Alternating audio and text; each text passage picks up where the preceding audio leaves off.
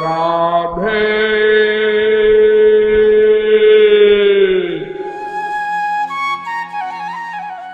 राधे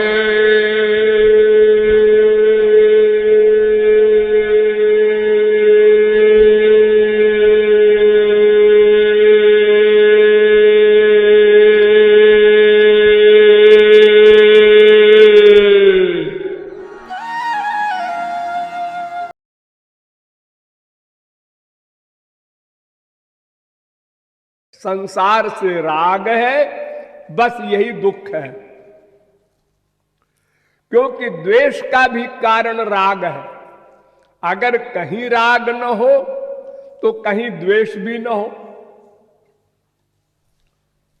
इसलिए सबका मूल संसार संबंधी कामना, संसार संबंधी राग, संसार से अटैचमेंट। और चाहे यूं कह दो कि काम, क्रोध, लोभ, मोह, मद, मात्सर्य, ईर्ष्या, द्वेष, इनका सबका दुख है। और चाहे यूं कह दो दैहिक, दैविक, भौतिक तापों का दुख है।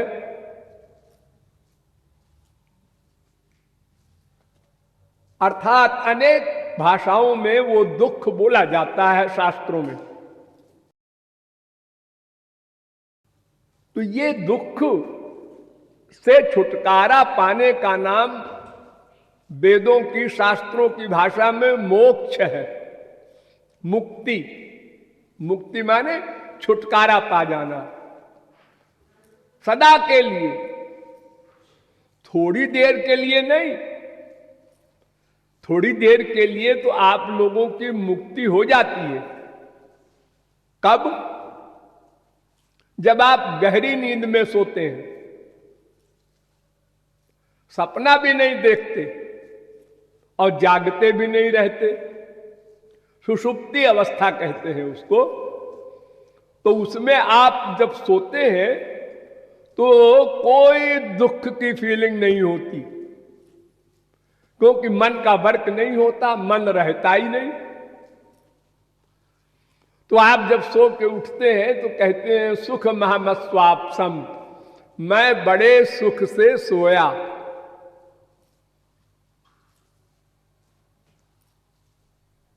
लेकिन जैसे ही आप जागे फिर संसार का राग, द्वेष, काम, क्रोध, लोभ, मोह सब ने घेर लिया। अर्थात ये सब दोष तो अंदर बैठे हैं। थोड़ी देर के लिए वो उन पर आवरण हो गया था, आवरण हट गया, बस फिर वो सामने आ गया। जैसे सूर्य को बादल ढक ले और बादल हट गए, फिर प्रकाश। वो सूर्य गया नहीं, सूर्य हमेशा रहता है, रात में भी रहता है, तारे भी हमेशा रहते हैं, रात में भी रहते हैं। ओट के कारण हमको नहीं दिखाई पड़ते और रात हो जाती है। अब इस समय रात हो रही है, कहीं पर दिन हो रहा है। तमाम देश ऐसे हैं। तो गहरी नींद में, सुषुप्ति अवस्था में दुख निवृत्ति हो जाती है। सबसे बड़ा सुख वही है संसार में। सबको मिलता है फ्री में, बिना पैसे के। वो ऐसी बढ़िया सुख की अनुभूति है कि बगल में बच्चा लेटा है, बीमार है, मर गया, मर जाए, हम खर्राटे लेके सो रहे हैं गहरी नींद में। कोई फीलिंग नहीं। घर में सब चीज चुरा ले जा रहा है चोर, ले जाए, हम तो सोएंगे आराम से। इतना बड़ा सुख है, लेकिन वो टेम्परेरी है। उसमें बीज नहीं नष्ट होता। ध्यान दो, जैसे गेहूं, चना, मटर, ये सब बोरे में बंद रहते हैं साल भर, तो इसमें अंकुर नहीं पैदा होता, पेड़ नहीं बनता। वही बीज जब खेत में डाल दिया जाए, उपजाऊ जमीन में डाल दिया जाए, उसमें खाद दी जाए, पानी दिया जाए, सूरज की किरण मिले, हवा मिले, तो वो थोड़े ही दिन में पेड़ बन जाता है। अब कोई कहे क्यों जी, साल भर में तो ये कुछ नहीं बना था, अब कैसे बन गया? इसमें बीज शक्ति थी, वो नष्ट नहीं हुई थी। अब उस बीज को आप भाड़ में डाल दीजिए, तपी हुई बालू में, चबेना बन गया वो चना। अब उस तपे हुए बालू में भुना हुआ चना लैया आप खेत में डालिए, खूब पानी दीजिए, खूब खाद दीजिए, super phosphate, ammonium sulphate, potash. वो बीज नहीं है इसलिए अंकुर नहीं पैदा होगा। तो उसी प्रकार सुषुप्ति अवस्था में ये माया का बीज समाप्त नहीं होता, इसलिए जागते ही फिर सब दोष प्रकट हो जाते हैं। लेकिन मोक्ष होने पर फिर सदा के लिए वे बीज शक्ति नष्ट हो जाती है, माया शक्ति चली जाती है, तो फिर कभी दुख नहीं होता। सदा पश्यन्त सूर्य तद विष्णु परमम पदम, वेद कहता है। तो हम जो चाहते हैं वो सदा को दुख निवृत्ति या सदा को आनंद प्राप्ति चाहते हैं।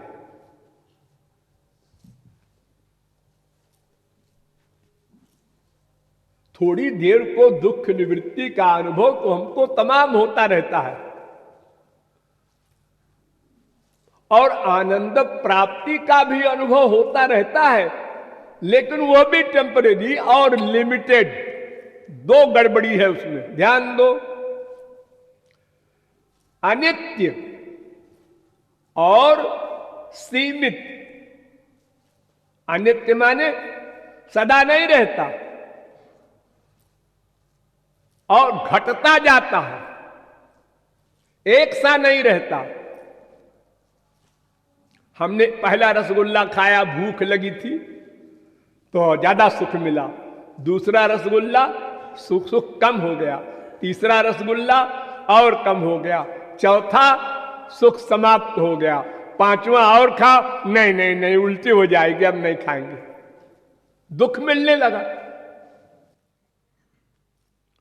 यानी वो सुख घटता जा रहा है और उससे बड़ा सुख भी होता है। इसलिए अब उससे बड़े सुख को देखकर वो दुखी मानता है अपने आप को। जैसे आपके पास कार है, मारुति कार है, अब आपने किसी की विदेशी गाड़ी देखा, मर्सिडीज देखा, है ये गाड़ी है, हमारी गाड़ी क्या गाड़ी है। अब अपनी गाड़ी से जिसमें आपको पहले दिन बहुत सुख मिला था, पहली बार गाड़ी खरीदा आपने, बाप के जमाने से कभी गाड़ी नहीं थी घर में, तो बड़ा सुख मिला। अब अपने से आगे वाली गाड़ी को देखकर फिर वो सुख समाप्त हो गया। इसी प्रकार एक से एक बड़े सुख हैं स्वर्ग में। हमारे मृत्युलोक का सुख तो कोई सुख है ही नहीं किसी का भी, क्योंकि शरीर ही यहां का ऐसा है गंदा कि इसमें कोई न कोई पुर्जा खराब सबका है। संसार में कोई स्वस्थ नहीं है। अब जुआवस्था में फीलिंग नहीं होती बीमारियों की, लेकिन गड़बड़ हो रही है अंदर। हमारा खाना पीना सोना सब गड़बड़ है, इसलिए अंदर के पार्ट्स कमजोर होते रहते हैं। फिर जुआवस्था जब डेवलप होने की समाप्त हो जाती है, तब फिर वो रोग बन बन करके निकलते हैं।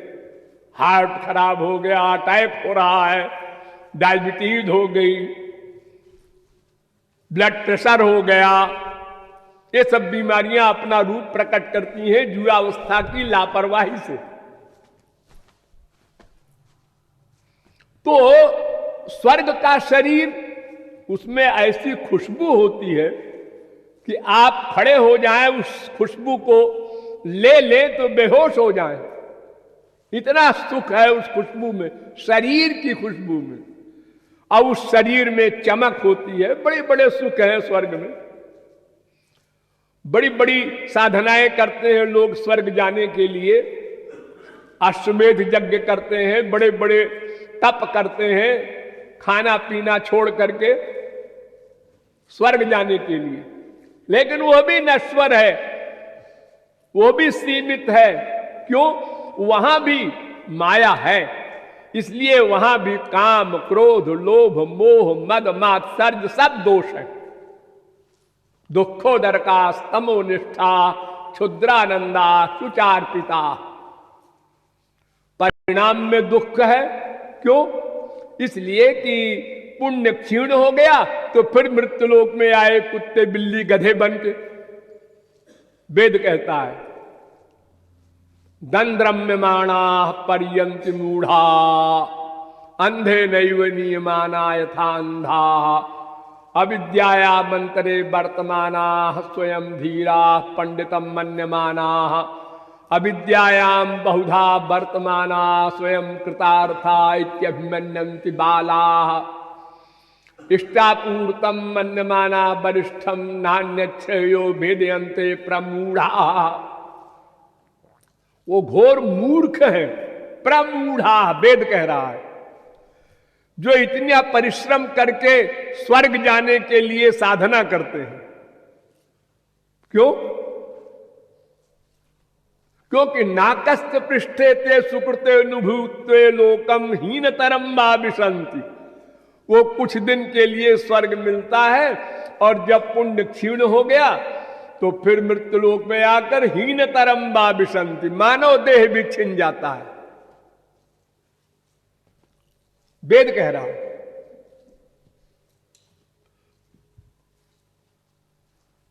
ते तम भुक्त्वा स्वर्गलोकम विशालम क्षीणे पुण्ये मर्त्यलोकम विशंति।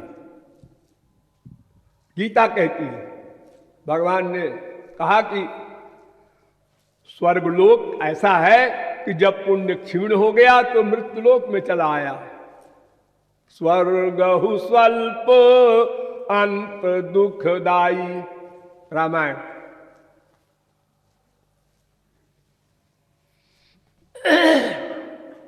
तो दुख निवृत्ति हो तो सदा को हो, निर्मूल हो, आनंद प्राप्ति हो तो सदा को हो, और अनंत मात्रा का की हो आनंद होना चाहिए, सीमित नहीं। उसके आगे कोई आनंद ना हो, सीमा ना हो उसकी।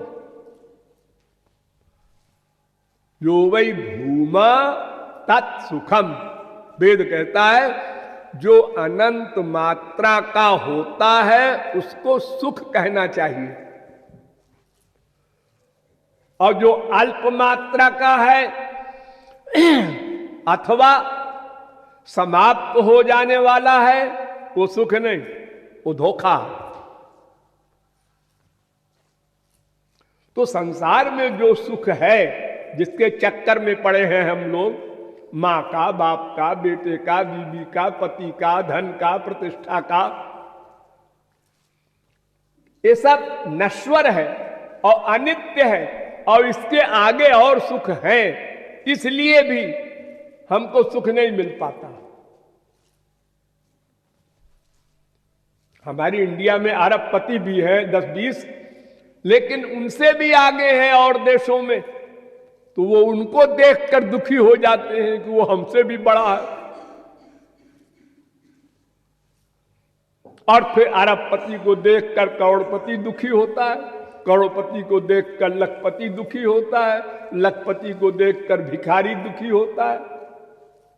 अपने से आगे कोई भी वस्तु, रूप हो, विद्या हो, गुण हो, कला हो, धन हो, प्रतिष्ठा हो, पोस्ट हो, अपने से आगे को देखकर हम उस क्लास का भी सुख नहीं ले पाते,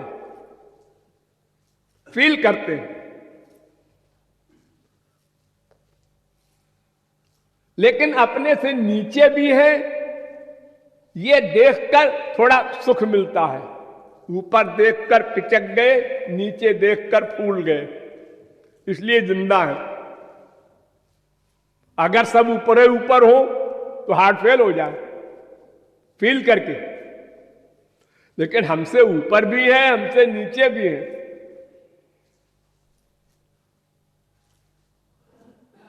हमारे आंख है, ठीक है, छोटी है तो वो तो काना है, वो तो अंधा है, उससे अच्छे हैं हम। वो हाई स्कूल है, हम बीए हैं।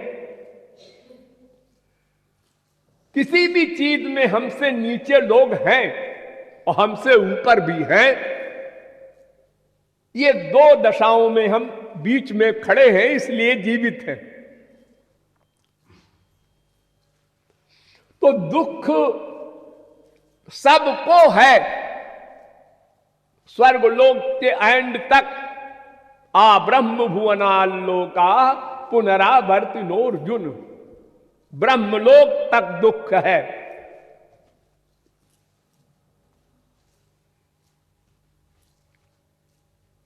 ये दुख कब से है?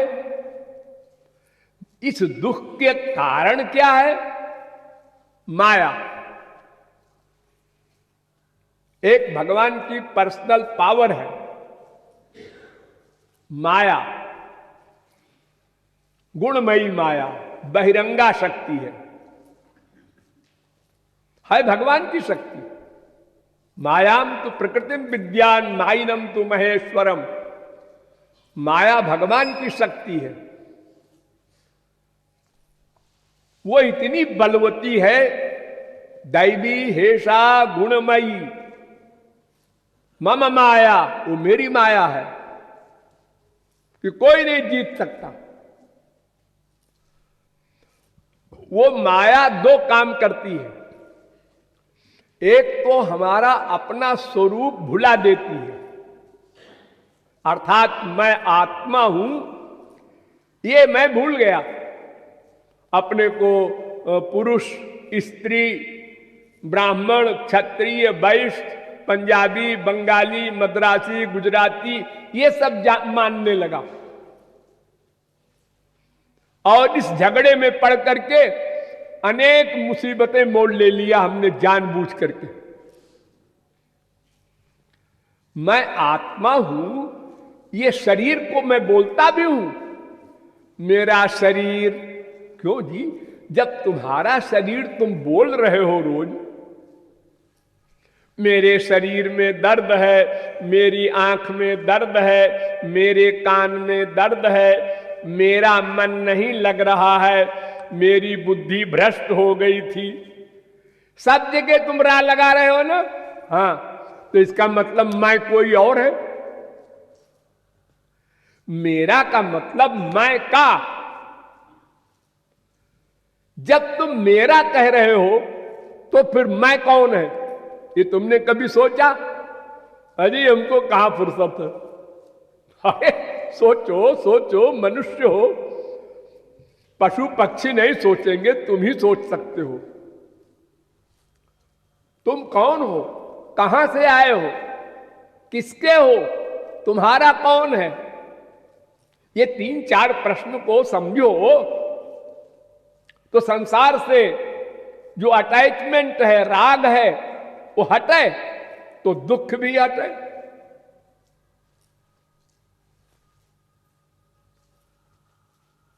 तो जितने भी रोग हैं दुख संबंधी, उन सब का रीजन माया।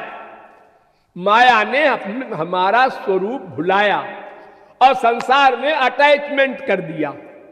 स्वरूपावरिका माया ने स्वरूप भुलाया और गुणावरिका माया ने संसार में आसक्त कर दिया।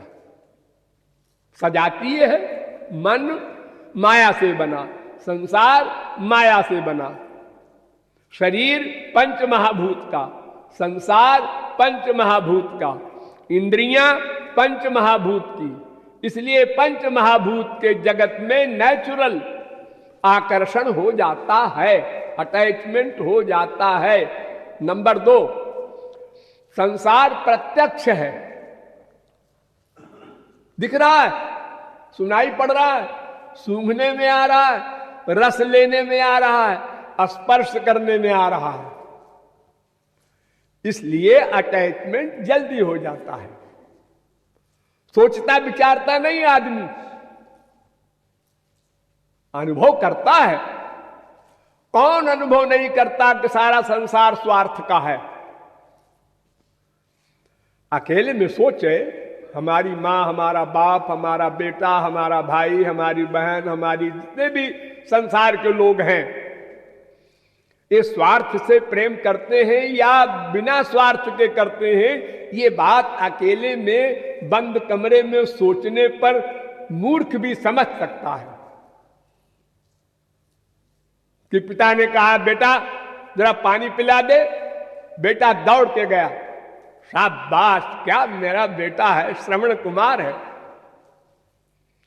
5 मिनट बाद फिर हमने कहा, बेटा प्रेम रस मदिरा ले आना, वो बैठा है। हमने कहा वो मदिरा किताब ला दे, फिर भी बैठा है, राक्षस पैदा हुआ है। लो, अभी श्रवण कुमार था, अभी राक्षस हो गया। हमारे स्वार्थ की सिद्धि जो कर दे, बस वो हमारा प्रिय है, अच्छा आदमी है, नेक आदमी है, भला आदमी है, भला बाप है, भली मां है, भली बीबी है, और हमारा काम जो न करे, हमारे स्वार्थ की पूर्ति न करे, वो खराब है। लेकिन ये जानते हुए, मानते हुए भी हम राग नहीं छोड़ते, ये आश्चर्य। युधिष्ठिर से 60 सवाल किया यक्ष ने। एक बार पांडवों को प्यास लगी तो युधिष्ठिर ने कहा, सब भाइयों की, जाओ भाई पानी ले आओ, यहां पास में सरोवर है। तो जो पानी लेने गया और पानी में घुसा, तो पानी के अंदर एक यक्ष था। वो प्रकट होकर बोला, देखो हमारे 60 क्वेश्चंस हैं, 60 सवालों के जवाब दे दो, नहीं मैं तुमको खींच ले जाऊंगा पानी के अंदर। तो भीमसेन अकड़ गए, क्या बकता है, लगाऊंगा एक झापड़। उसने खींच लिया। थोड़ी देर में नकुल सहदेव को भेजा, वो भी अकड़ गए, उनको भी खींच लिया। अर्जुन गए, हाँ गांडीवधारी हैं हम, इनको भी खींच लिया।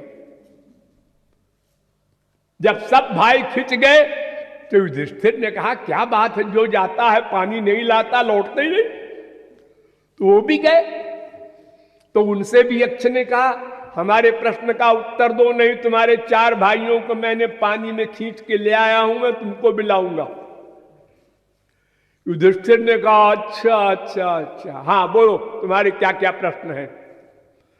60 नहीं 6000 प्रश्न करो। सब वेदों के मर्मज्ञ थे।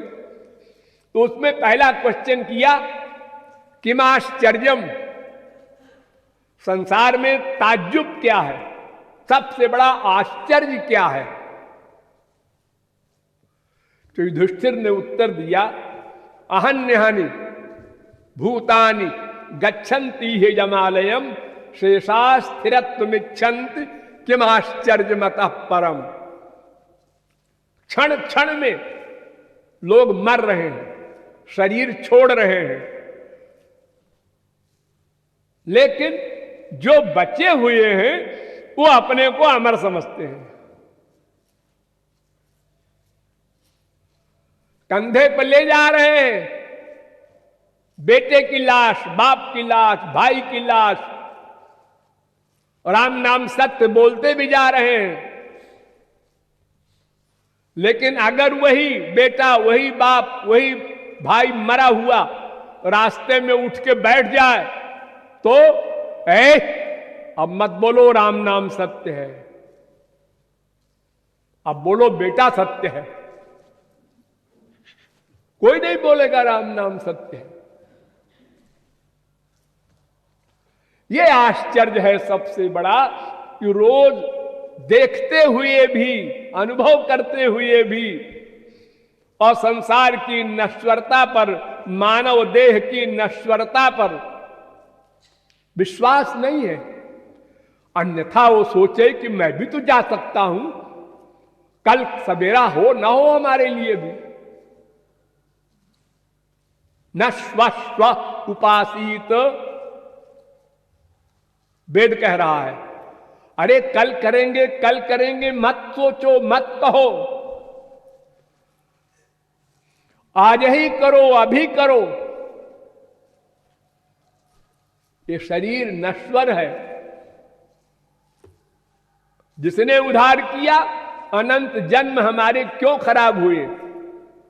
तमाम जन्मों में हमने महापुरुषों का लेक्चर सुना है, समझा है, लेकिन जब करने का विषय आया प्रैक्टिकल, तो हमने कह दिया करेंगे, अभी हमारी उम्र क्या है, अभी जरा ये हो जाए, अभी जरा ये हो जाए, अभी जरा हमें कर लें, अभी जरा ब्याह हो जाए, अभी जरा बच्चे हो जाएं, अभी जरा बच्चे बड़े हो जाएं, अभी जरा मर गए। कभी वो समय नहीं आया। इन्हें गिने जो जागे भी, उनको पता नहीं क्या करना है। हमारे इसी वृंदावन में कितने हजार लोग रहते हैं, कोई बाबा जी बन के, कोई गृहस्थी बन के रहते हैं। वृंदावन में न भगवान की भावना है, न वृंदावन दिव्य है इसकी भावना है। वही राग द्वेष, प्रपंच, खाना पीना, सब वही ऐश आराम, वही संसारी बातें जो हम और शहरों में करते रहे, वही यहां भी करते हैं। सब काम धाम छोड़ के सेठ जी आ गए और दिन भर टेलीफोन करते रहते हैं बाल बच्चों को। तो लक्ष्य क्या है? तो माया शक्ति इतनी बलवती है कि उसने हमारा स्वरूप भी भुला दिया और संसार में आसक्त करा दिया। ये दोनों काम माया शक्ति ने किया। और जब अपना स्वरूप भूल गया तो मोह कहते हैं उसको। मोह, अपने को शरीर मान लिया तो शरीर संबंधी कामना प्रारंभ हो गई। संसार देखने की कामना, संसार सुनने की कामना, संसार सूंघने की, संसार का रस लेने की, ये सब कामनाएं इंद्रियों की संसार संबंधी पैदा हो गई। फिर कामना की पूर्ति हो गई तो लोभ आ गया, उसने धर दबाया, फिर आगे बढ़ो, फिर पूर्ति हो गई, फिर लोभ आ गया, बढ़ते जाओ ऐसे।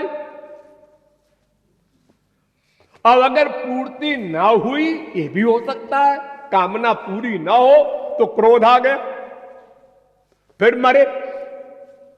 अरे या तो कामना पूरी होगी या तो नहीं होगी। होगी तो लोभ ने दबा दिया, पकड़ लिया, दबोच लिया हमको, वो बीमारी लग गई। और अगर नहीं पूरी हुई तो क्रोध ने हमें पकड़ लिया। दोनों प्रकार से हम मर गए। हम भगवान से भी आशा करते हैं कि वो हमारी इच्छा पूरी करे। देखो, इच्छा बनाना मना है ईश्वरीय क्षेत्र में, वहां भी हम नहीं मानते, वहां भी इच्छा बनाते हैं, गुरु के यहां भी इच्छा बनाते हैं। हमारी बात नहीं माना गुरु जी ने, हमारी बात नहीं पूरी की भगवान ने, अश्रद्धा हो गई, नामापराध तक कर जाता है। तो ये जितना भी रोग है, दुख है, काम क्रोध लोभ मोह, इन सब की जननी है माया। वो माया भगवान की शक्ति है, इसलिए वो हमारी शक्ति के आगे, वो इतनी बड़ी शक्ति है कि हमारी शक्ति कुछ है ही नहीं, समझो नथिंग है। बड़े बड़े योगींद्र मुनींद्र तपस्या करने वाले जो सृष्टि कर देने की सामर्थ्य रखते थे, विश्वामित्र वगैरह, पराशर वगैरह, वे भी माया से मुग्ध हो गए, मुक्त नहीं हो पाए।